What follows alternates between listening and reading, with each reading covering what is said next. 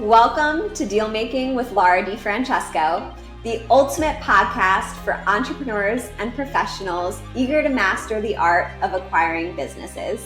I'm Laura DiFrancesco, a seasoned M&A attorney and founder of Dean Street Law and a few other businesses. Join me as I demystify the complex world of mergers and acquisitions with in-depth insights and practical advice. Each episode is packed full of expertise, featuring discussions on the critical aspects of the acquisition process, from identifying potential opportunities to negotiating deals and successfully closing transactions.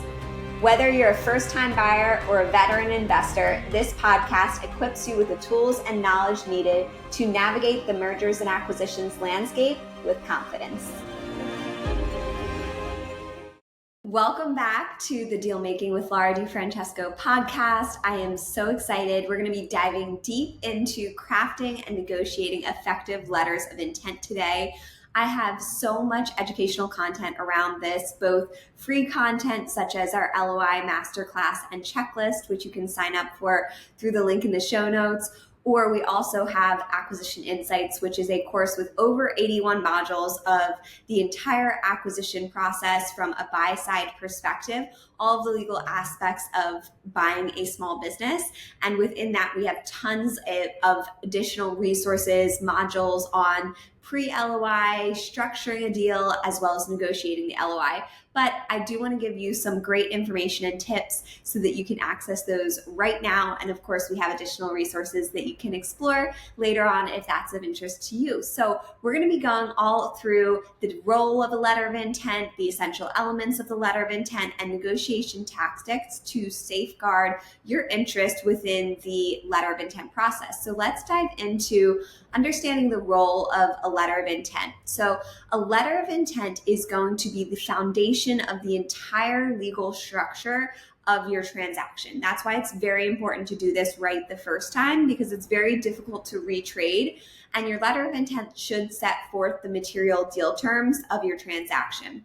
So we're going to go into deeper information later of what those essential elements are, but for now, let's talk about overall the LOI negotiation process. So it's one of those preliminary stages in the mergers and acquisitions phase in the transaction timeline that you'll see. And so it's going to generally be the first binding agreement between the parties with respect to the entire transaction. Now, a lot of people think it's entirely non-binding, and that's not true. We're going to dive a little bit deeper into that in a bit, but let's go over what else you might have entered into. So we've talked previously on our podcast about an indication of interest. And so an indication of interest might set forth a price range, a general idea of whether it's going to be an asset purchase or a stock purchase, maybe not even that, maybe some key economic terms, but it's really just going to be indicating your interest as the buyer to pursue a transaction with the seller. And so that is used for a few different reasons, mostly in non-competitive situations where you're trying to show as the buyer your interest in the deals to potentially get additional confidential information so that you can review it for pre-LOI due diligence, or to further express your interest in a buyer or with a seller that may be more hesitant.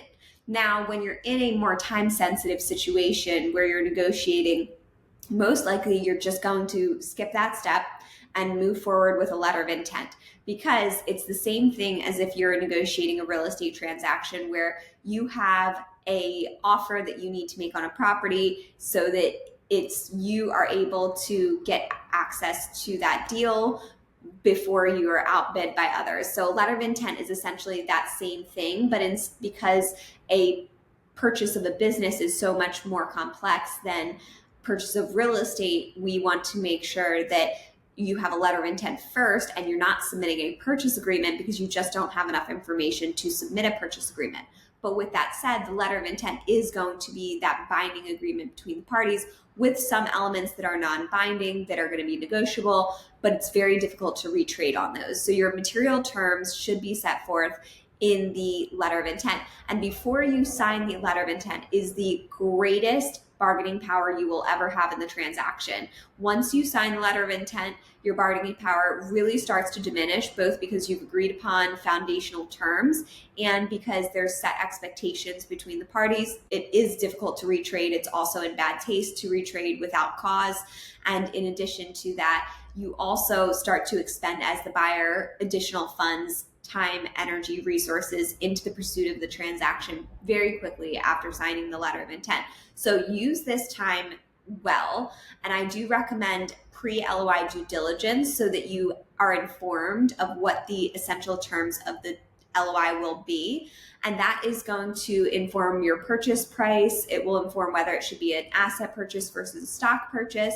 And some of those key elements that will be binding versus non-binding are your items of negotiation that are subject to confirmatory due diligence, such as your purchase price, your seller note terms. Any real terms of the transaction will be non-binding, but the binding terms will be all the rest, which is the majority of the letter of intent. The exclusivity between the parties, the confidentiality, the terms governing the letter of intent, those will all be binding. So let's dive into the key elements of a letter of intent. And we do have the letter of intent checklist and masterclass. That's over an hour long. The checklist is a few pages long. So this is not absolutely everything, but it is enough to start to help you understand key elements that you should be negotiating before entering into the letter of intent. The more that you negotiate in the letter of intent, the easier it will be to get to closing and to agree upon a purchase agreement and ancillary transaction documents, as the letter of intent is the foundation of those documents. And while you spend more time in the letter of intent, if you have that time, if it's less of a competitive situation, then you also are mitigating your risk for broken deals and broken deal costs associated with those broken deals. Because if you're all on the same page on material terms, the entire transaction goes so much more smoothly. So it's really, this is your foundation. How good of a foundation can you build for yourself with the time, resources, and everything that you have during this window of time in the transaction? So let's start with purchase price and structure. This will be one of the most important terms of letter of intent. Yes, it is going to be non-binding, but it is very hard to retrade, and you lose a lot of relationship goodwill with the seller if you're attempting to retrade. The due diligence should be confirmatory due diligence. And so you should have reviewed 3 years of financial statements. Ideally, you'll have also, if you have time and it's a non-competitive situation, have gone to your bank and shown the prospective numbers to bank and seeing if you can get lending on this transaction and your proposed deal structure and whatnot. It is great to preview it with the bank, because then you don't have to retrade based on what they're saying. So it does set you up for success.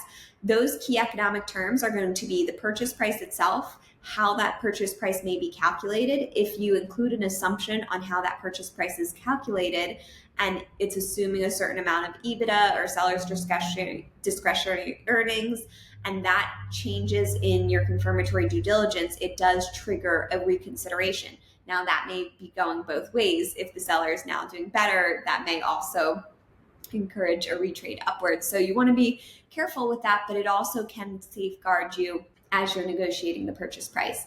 In addition, whether that purchase price is paid in a lump sum at closing or deferred, whether that be through a seller note or whether that be through an earnout, or whether it's that consideration is made in cash or stock, all of the elements of how that purchase price are structured are going to be very important to include within letter of intent.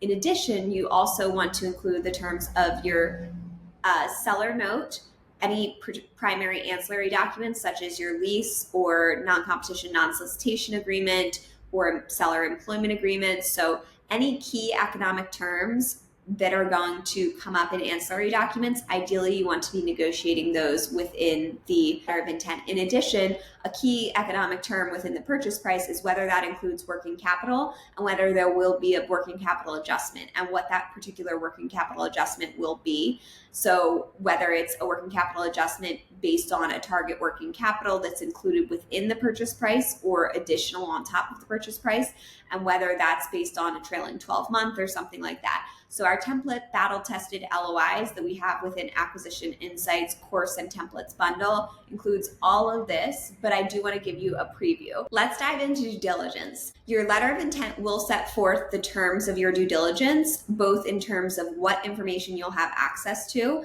And this is very important to tread lightly and have good, positive, collective and collaborative conversations with the seller, because the seller will be very hesitant to provide access to key confidential information early on in the transaction and may request that a purchase agreement be signed before providing access to employees, customers, vendors, or other key confidential information. There may be a common ground that you're looking to achieve here, and there should be a common ground that you're looking to achieve here between the buyer and the seller, but most importantly is that your letter of intent will set forth the agreement of the parties. I do like to have a few best practices in here, that you have timelines that the seller must respond to requests by so that you know it moves quickly. Sometimes the deal can really fall apart purely due to lack of momentum, and it is challenging sometimes for this information to be provided. And of course, what access to information you will have at what time period and the length of the due diligence period. Sometimes the due diligence period is preliminary and maybe for a certain period of time. And then sometimes it should be for the entire timeline, but it depends on whether you have a deposit and whether that deposit is refundable or non-refundable. Sometimes, like real estate, there's a certain period of time, particularly when you get into more sophisticated transaction, that the deposit is refundable, but then after a certain period of due diligence, it becomes non-refundable if a deposit exists. In lower middle market, in ETA transactions, deposits are a lot less frequent, but as you get more sophisticated parties, it does become more of a consideration.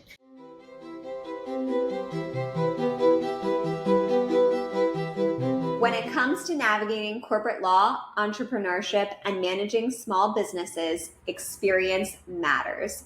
Dean Street Law is a boutique corporate firm specializing in mergers and acquisitions and additional focus in real estate, commercial transactions, finance, and corporate governance. With over $10 billion in deals closed, Dean Street Law has extensive experience representing hundreds of clients in thousands of transactions, from small businesses to Fortune 500 companies. Whether you need startup guidance or advice on closing multi-million or multi-billion dollar deals, we're your trusted partner every step of the way. Visit deanstreetlaw.com to schedule a complimentary consultation.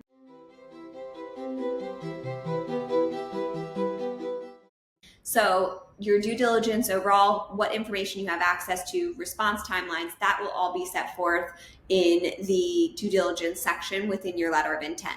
And then you also have your exclusivity period. This is one of the most important parts of a letter of intent, and most sellers are okay with an exclusivity period. Certain sellers will not provide an exclusivity period without receiving a deposit or a non-refundable deposit after a certain period of time.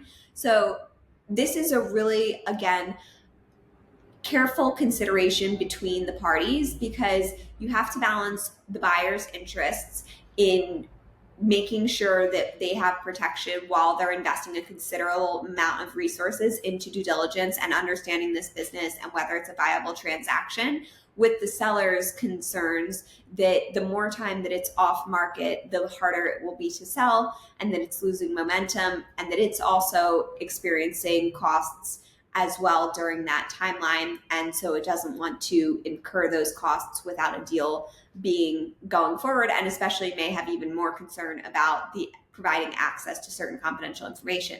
So your exclusivity period should be reasonable, but it also needs to be realistic as well.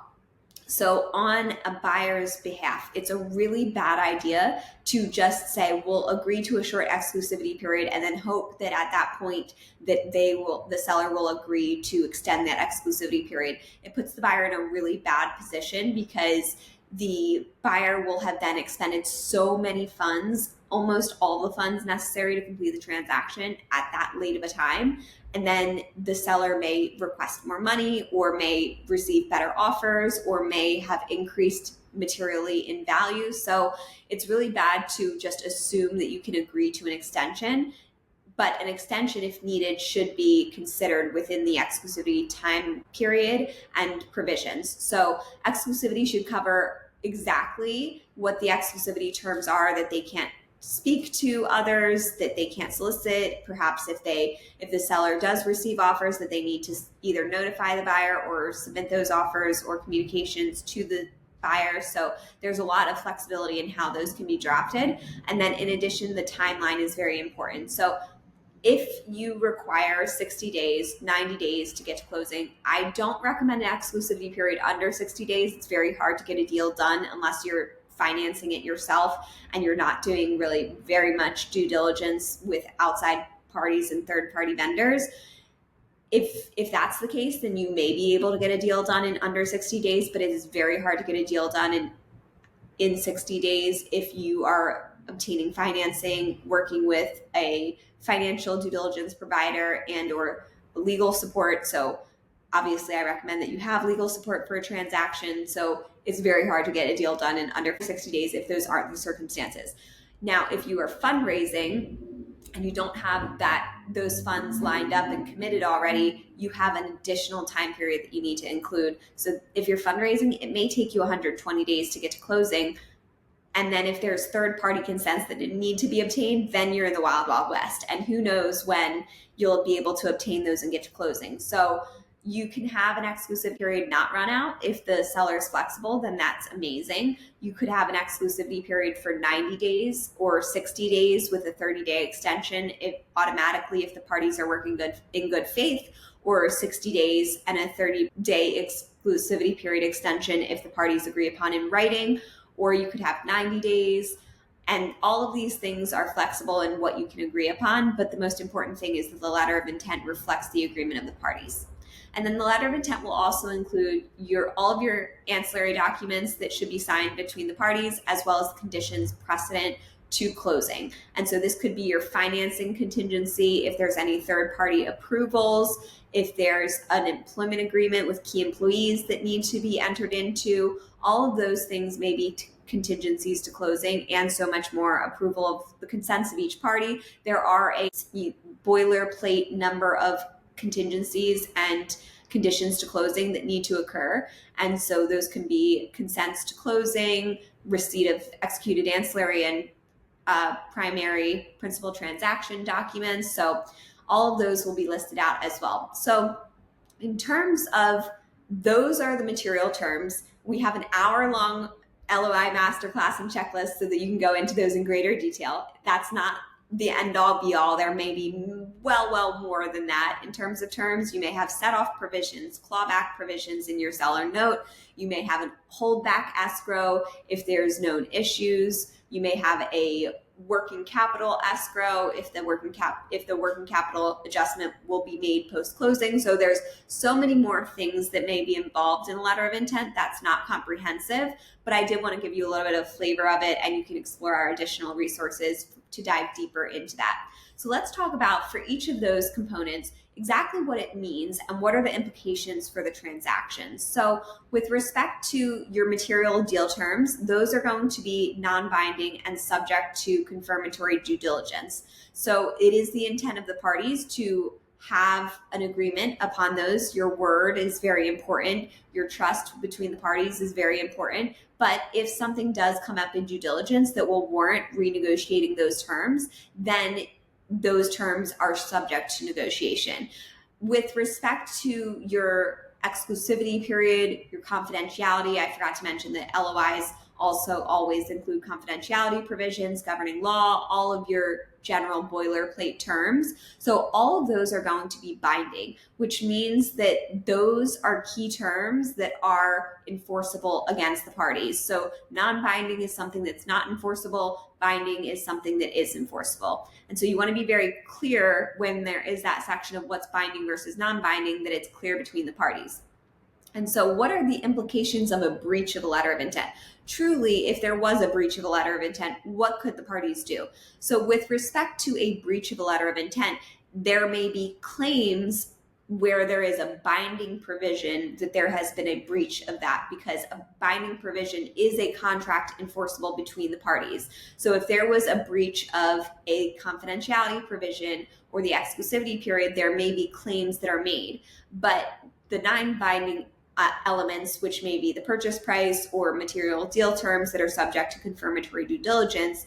If there was a breach of those, for instance, someone's trying to renegotiate those, that's not a breach of the contract. That is just an element that's non-binding, and there is little recourse unless someone was acting in bad faith, because the covenant of good faith and good and fair dealing is implied in every transaction contract. So it depends on what the breach is, of course, but there is a section that will set forth the costs of the parties. And so generally the assumption is that each party is responsible for their own cost. And so in the event of a breach of an LOI, each party is responsible for their own cost. But if you have an addition to that sentence, which we do have in our battle-tested template letters of intent, then you can see that we have a provision whereby if someone breaches the LOI, for instance, the confidentiality or exclusivity period or something like that, they may be responsible for the transaction costs of the other party and or the adjudication, litigation, and any costs of being compensated for that breach of contract. So how you negotiate the costs and expense provisions within the letter of intent may determine also what your recourse is for a breach of the letter of intent. And there may be other things such as limitations of liability. There may be statements that there are no representations and warranties as to the true and correct nature of certain financial information that's provided. Your recourses and remedies are all going to be specific to the terms of your letter of intent, but we do have some options in our battle-tested templates to address that. So how is a letter of intent customized according to deal specifics? I was very hesitant and nervous to provide our battle-tested templates, and that's because letters of intent are so highly customized. They're so specific to the terms of each transaction, the target company, the buyer, the corporate structure, whether it's a stock purchase or an asset purchase, whether certain industry terms need to be addressed, whether it's technology, business, and you have a lot of intellectual property, or it's manufacturing and you need to make sure that those customer contracts will be assignable, or if you have a lot of services and you have customer contracts. So each specific industry, each specific transaction is going to have so many nuances to customize a letter of intent. But the most important thing is that you have a document that sets forth the agreement of the parties. And if you have a letter of intent that memorializes the key material terms of the transaction, you will have done this successfully. With that said, there is a certain amount of information you need in every letter of intent, no matter what. For instance, you need a confidentiality provision, governing law, a exclusivity period, the purchase price, and various variations. So I spent a lot of time putting so many years of knowledge into our battle-tested templates within the Acquisition Insights course and templates bundle. And all of the members of that also have access to all of our updated templates, and we update them very frequently because I want to make sure this template is absolutely incredible. And I recognize that certain people are negotiating a letter of intent themselves. If you're DIYing it, make sure that you have an incredible template that you're working from that asks a lot of those questions. We also are about to publish on Acquisition Insights course and templates bundle together with our template LOIs questions that you can be asking yourself and the seller as well while you're structuring your letter of intent to know that you're comprehensively thinking about it. We also have a material deal terms list as well, so you can look through material deal terms. All of the material deal terms, all the non-binding items are going to be the most highly customized elements. Your purchase price, the mechanics of it, your seller note, the terms of it. Is it repaid monthly, repaid quarterly, repaid annually? Does it start accruing principal and interest immediately and are payments starting to be made immediately post-closing? Or is there a standby period because there may be an SBA loan and they require a standby period if you use the seller note as equity in the transaction? So all of those things need to be thought about in great detail. I wish I could go through every single one of those right now, but we have all of the resources you need to go into diving into specifics of how to negotiate each of those separate terms, and so much more resources available to you. So let's talk a little bit about negotiation tactics. Negotiation is a really important art and science of deal making, and it's critical that you improve your negotiation skills. One of the biggest mistakes that I see people make in negotiation is saying that something is non-negotiable. That's something that you hear on Suits or on various TV shows, but it's not reality. You don't want to draw a line in the sand. It is one of the hardest things to get over once you do draw a line in the sand. It causes so many egos to flare. It really doesn't focus on progress. It focuses on what doesn't work instead of focusing on what works. So whenever you have a sticky issue, you want to say, here's my position and here's why this is important to me. Here's how it's impacting me. I would like to learn more about your position and dive deep into understanding their position, not just the surface level, but well below the surface level. What's really influencing their decisions? Who are the key stakeholders that are a part of that decision-making process? And then think creatively about coming to each conversation with a solution. If you come to a conversation with something that doesn't work, you should always come to that conversation with one or more solutions of what would work. And that is how you progress meaningfully forward in negotiations and how you're successful at deal making. Yes, negotiation absolutely should be protecting your interests. And that is something that is very key, is understanding your position, understanding what's influencing and motivating you. Of course, if you're working with an attorney to draft and negotiate your letter of intent, please communicate those things with them. And then really taking the time to listen to the seller to understand what's motivating them, and then do your due diligence, do your research, make sure that you have the information necessary to make good decisions. And so when you're going through this process of negotiation, whatever sticking points that aren't working, what I always like to say, or if someone puts you on the spot with an idea, thank you so much for the information. I'd love to review it in greater detail and get back to you. Or if you're not working together, if the conversation's deteriorating, if you're kind of running in circles around a certain issue, then first focus on, do you have all the information you need to come up with solutions? Can you ask more questions? Do you fully understand their perspective and fully understand their motivations and where they're coming from? If you do, say, thank you so much. I feel like I've understood where you're coming from in this. I'd really like to take the time to review this and find whether there are some other solutions that may work for the both of us. I would encourage you to take the time to do so as well. And I'd love to schedule another conversation where we can circle up on this. You should always come to each negotiation and each conversation with a list of the things that you want to go over. And then items that are easy to cross off, good, keep moving through them. And then the items that you're having trouble on, highlight, bold them, come back to them, ask questions, get the due diligence information that you need to formulate solutions, and then return to them.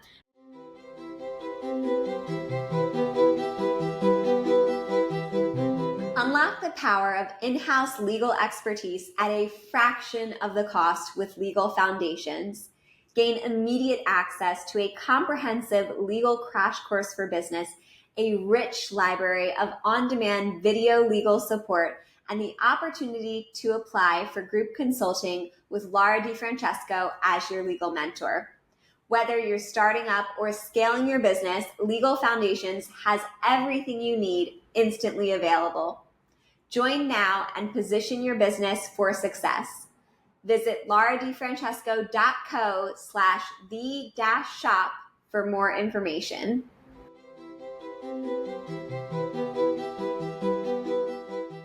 One conversation after another, that conversation and that list will be whittled down to the key terms that are outstanding. And that's how you get to a deal being closed. It's not easy. The number one thing, aside from saying something is non-negotiable, is getting ego involved. If you get ego involved, then it really becomes hard to make progress in a transaction.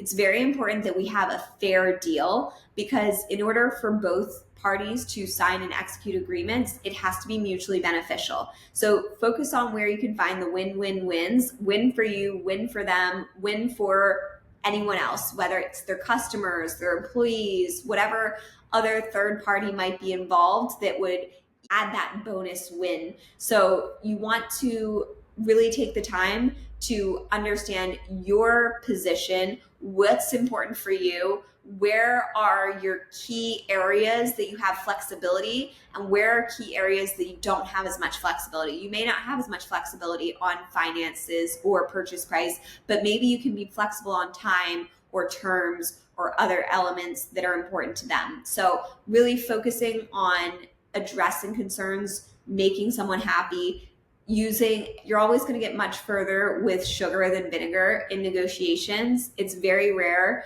that bulldog type of mentality is going to serve you well. Most of the time, people need to.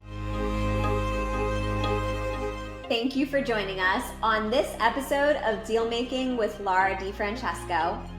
I hope you found today's discussion insightful and that it brought you one step closer to mastering the art of mergers and acquisitions. If you enjoyed this episode, please make sure to follow and subscribe to Dealmaking with Laura DiFrancesco on your favorite podcast platform so you never miss an episode. And if you found value in our discussion, please make sure to leave a 5-star review and share the podcast with anyone who may benefit from it. Sharing our podcast is the best way to show your support and help us to continue making more content just like this. So please be sure to take a screenshot and tag us on social media whenever you can. For more in-depth resources, be sure to visit our website at deanstreetlaw.com, where you can find articles, guides, and more information on our services. Or you can also visit lauradifrancesco.co/the-shop for more information on our legal courses. Don't forget to follow us and connect with us on social media for the latest updates, tips, and exclusive content. You can find us on LinkedIn, Search Funder, at LMDFrancesco on X, and at Dean Street Law on Instagram. Be sure to join us on our next episode, where we'll be discussing more deal-making tips and insights. I'll see you there.